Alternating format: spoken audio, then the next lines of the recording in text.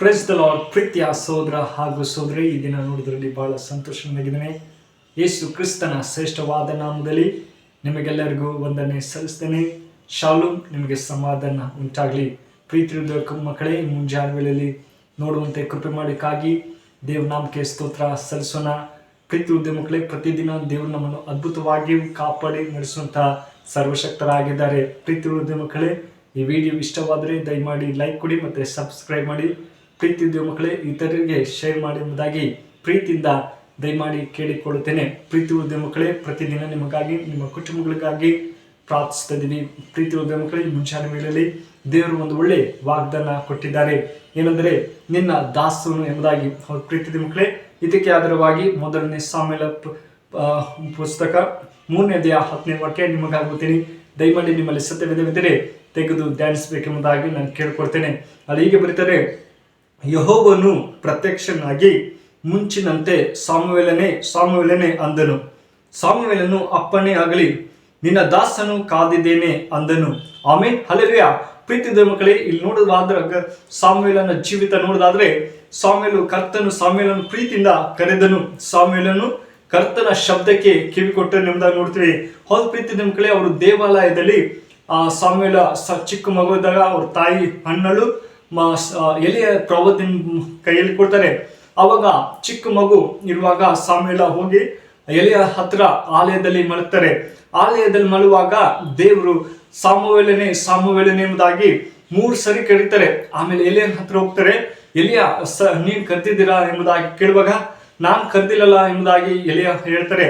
ಆದ್ರೆ ನೀನು ದೇವರು ಕರೀತಾರೆ ಎಂಬುದಾಗಿ ಹೇಳ್ತಾ ಇದ್ದಾರೆ ಎಂಬುದಾಗಿ ಎಲಿಯ ಸಾಮುವೇಲನಿಗೆ ಹೇಳ್ತಾರೆ. ಪ್ರೀತಿಯ ಮಕ್ಕಳೇ, ಅದೇ ತರ ಬಾಲಕನಾದ ಸಾಮುವೇಲನು ಕರ್ತನು ತನ್ನನ್ನು ಕರೆಯುತ್ತಿದ್ದಾನೆ ಎಂಬುದನ್ನು ತಿಳಿಯದೆ ಎಲಿಯ ಬಳಿಗೆ ಹೋಗಿ, ಇಗೋ ಬಂದಿದ್ದೇನೆ, ನನ್ನನ್ನು ಕರೆದಿದ್ದೀಯಾ ಎಂದನು.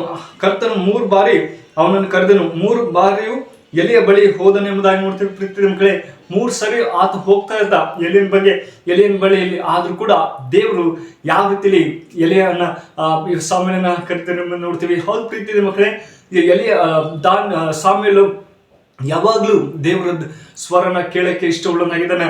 ಹೌದು ಪ್ರೀತಿಯ ಮಕ್ಕಳೇ, ಆತ ಎಷ್ಟೇ ಇದು ಚಿಕ್ಕ ಮಗು ಇದ್ರೂ ಕೂಡ ದೇವ್ರ ಭಯಭಕ್ತಿಯಿಂದ ಬೆಳೀತಾ ಇದ್ದಾನೆ ಎಂಬುದನ್ನು ನೋಡ್ತೀವಿ. ಪ್ರೀತಿಯ ಮಕ್ಕಳೇ, ಅಲ್ಲಿ ಹೇಳ್ತಾರೆ, ವಯಸ್ಸಾದ್ರೂ ಕರ್ತನ ಧ್ವನಿ ಕೇಳುವುದಕ್ಕೂ ಕರ್ತನಿಗೆ ಕಿವಿ ಕೊಡುವುದಕ್ಕೂ ಕರ್ತನ ಸಂಗಡ ಮಾತಾಡಿದ್ದೇನೆ ಎಂಬುದನ್ನು ನೋಡ್ತೀವಿ. ಹೌದು ಪ್ರೀತಿಯ ಮಕ್ಕಳೇ, ನಾವು ಕೂಡ ನಮ್ಮ ಜೀವಿತದಲ್ಲಿ ದೇವರ ಸ್ವರನ ಕೇಳ್ತಾ ಇರ್ಬೇಕು. ಆತನ ಜೊತೆಲಿ ಮಾತಾಡುವಾಗ ನಮಗೆ ಎಷ್ಟೋ ಸಂತೋಷ, ಎಷ್ಟೋ ಆನಂದ.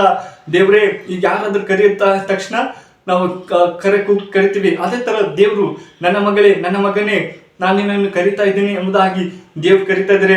ಪ್ರೀತಿ ಮಕ್ಕಳೇ, ನಾವು ಸಿದ್ಧರಾಗಿರ್ಬೇಕು. ದೇವ್ರು ನಮ್ಮನ್ನು ಯಾವಾಗಲೂ ಕರಿತಾ ಇರ್ತಾರೆ. ನಾವು ಆತನ ಮಾರ್ಗದಲ್ಲಿ ನಾವು ನಡೀತಾ ಇದ್ದೀವಾ ಅಥವಾ ನಮ್ಮ ಜೀವಿತದಲ್ಲಿ ಸಮಯ ನಾವು ವ್ಯರ್ಥ ಮಾಡ್ತಾ ಇದ್ದೇವೆ ಎಂಬುದು ಬಹಳ ಮುಖ್ಯವಾಗಿದೆ. ಪ್ರೀತಿ ಮಕ್ಕಳೇ, ಸಾಮುವೇಲನ ಜೀವಿತ ನೋಡಿದಾದ್ರೆ ಪ್ರತಿದಿನ ದೇವರಲ್ಲಿ ಬೆಳೀತಾ ಇದ್ದರು. ಆ ಹಣ್ಣಳ ತಾಯಿಯಾದ ದೇವ್ರ ಬಗ್ಗೆ ಅವ್ರಿಗೆ ಒಳ್ಳೆ ರೀತಿಯಲ್ಲಿ ಹೇಳ್ತಾ ಇದ್ರು. ಅವ್ರಿಗೆ ತಾಯಿಗೆ ಮಗು ಇರಲಿಲ್ಲ, ಆದ್ರೆ ದೇವರು ಅವ್ರಿಗೆ ಮಗು ಕೊಟ್ಟುವಾಗ ಸಾಮುವೇಲನ ಕೊಟ್ಟರು. ಸಾಮುವೇಲನ ಜೀವಿತನೇ ಬದಲಾಯಿಸಿದ್ರೆ ಎಂಬುದನ್ನು ನೋಡ್ತೀವಿ.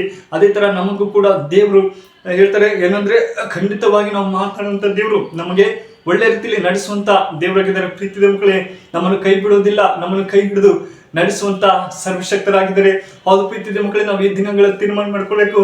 ದೇವ್ರೆ, ನಾನು ಕೂಡ ದಾಸನಾಗಿ ನಾನು ನಿನ್ನನ್ನು ಕಾಯ್ತಾ ಇದ್ದೀನಿ. ದೇವ್ರೆ, ನೀ ನನ್ನನ್ನು ಕರಿತಾ ಇದ್ದಿ, ನಾನು ನಿನ್ನನ್ನು ಕೂಗನ್ನು ಕೇಳ್ತೀನಿ. ನನ್ನ ಒಳ್ಳೆ ಮಾರ್ಗದಲ್ಲಿ ನಡೆಸು.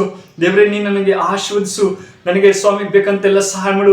ಆದರೆ ಸ್ವಾಮಿಯಲ್ಲಿ ಏನು ಕೇಳಲಿಲ್ಲ ಪ್ರೀತಿಯ ಮಕ್ಕಳೇ, ನನಗೆ ಜ್ಞಾನ ಕೊಡು ಎಂಬುದಾಗಿ. ಹೌದು ಪ್ರೀತಿಯ ಮಕ್ಕಳೇ, ಈ ದಿನಗಳಲ್ಲಿ ಎಷ್ಟೋ ಜನ ವಿದ್ಯಾವಂತರಿದ್ದಾರೆ ನಿಜ. ಆದ್ರೆ ದೇವ್ರ ಮಕ್ಕಳೇ, ಅದು ಯಾವ ರೀತಿಯಲ್ಲಿ ದೇವರಲ್ಲಿ ಭಯಭಕ್ತಿಯಿಂದ ಬೆಳೀತಾ ಇದ್ದೀರಾ ಎಂಬುದಾಗಿ ನಾವು ಪ್ರಶ್ನೆ ಮಾಡಿಕೊಳ್ಬೇಕು. ದೇವ್ರೆ, ನಾನು ಪ್ರತಿದಿನ ನಿನ್ನಲ್ಲಿ ನಾನು ಕಾದುಕೊಳ್ತೀನಿ. ನಿನ್ನ ಸ್ವರ ನಾನು ಯಾವಾಗಲೂ ಕೇಳ್ಕೊಳ್ತೀನಿ.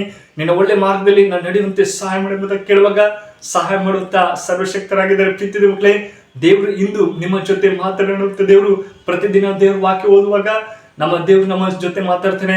ಅಯ್ಯೋ, ನನ್ನ ಮಗಳು, ನನ್ನ ಮಗ ಯಾವುದೋ ಕಷ್ಟದಲ್ಲಿದ್ದ, ವೇದನೆಯಲ್ಲಿದ್ದಾರೆ, ಅವಳು ಬಿಡಿಸ್ಬೇಕೆಂಬುದೇ ದೇವರ ಆಸೆ. ಹೌದು ಪ್ರೀತಿಯ ಮಕ್ಕಳು, ಈ ವಾಕ್ಯ ನಿಮ್ಮ ಜೀವಿತದಲ್ಲಿ ಆಶ್ವಸಿ ಕಾಪಾಡಿ ಪ್ರಾರ್ಥನೆ ಮಾಡೋಣ. ಕಣ್ಮುಚ್ಚಿಕೊಂಡು ಪ್ರಾರ್ಥನೆ.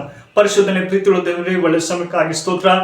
ದೇವರೇ, ಸಾಮುವೇಲ ಜೊತೆ ಮಾತಾಡೋಣ. ದೇವರೇ, ಈ ವಿಡಿಯೋ ಯಾರು ನೋಡ್ತಾರೆ ಸ್ವಾಮಿ, ಅವ್ರ ವಿಡಿಯೋ ಮೂಲಕ ಅವ್ರು ಮಾತಾಡು ದೇವ್ರೆ ಅಪ್ಪ, ಅವರ ಎಲ್ಲ ಸಮಸ್ಯೆಗಳು ಬಿಡುಗಡೆ ಕೊಡು, ಅವ್ರ ಶಾಂತಿ ಸಮಾಧಾನ ಕೊಡು, ನಿನ್ನ ಕೃಪೆಯಲ್ಲಿ ನಡ್ಸಪ್ಪ. ಈ ಹೊಸ ದಿನ ನೋಡುವಂತೆ ಕೃಪೆ ಕೊಟ್ಟಿದ್ದಾಗ ಸ್ತೋತ್ರ ದೇವರೇ. ಪ್ರತಿಯೊಬ್ಬರನ್ನು ಆಶ್ವಸಿಸು, ಅವ್ರು ಬೇಕಂತೆಲ್ಲ ಸಹಾಯ ಮಾಡಪ್ಪ ಅಂತ ಪ್ರಾರ್ಥಿಸಿದ್ರೆ ಪ್ರೀತಿ ಉಳಿದವ್ರೆ. ಚಿಕ್ಕ ಪ್ರಾರ್ಥನೆ ಕೇಳಿದಂತೆ ಯೇಸು ಕ್ರಿಸ್ತನಲ್ಲಿ ಬೇಡ್ತೇನೆ ಜೀವನ ತಂದೆ, ಆಮೆನ್.